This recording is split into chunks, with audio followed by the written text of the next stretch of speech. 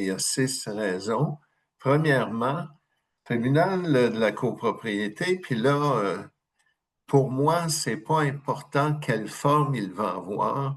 Est-ce que ça va être un tribunal administratif? Est-ce que ça va être une section de la Cour du Québec, de la Cour supérieure ou un jumelage des deux?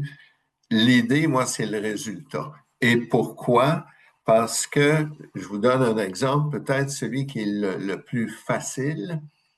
Quand on regarde au tribunal administratif du logement, le TAL, le délai pour le non-paiement de loyer, ça peut être aussi court que 2 semaines ou 3 semaines pour avoir une audition.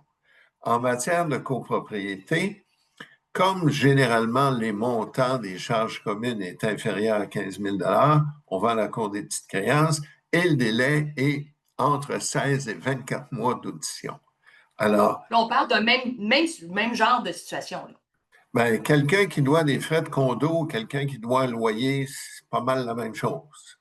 Exact.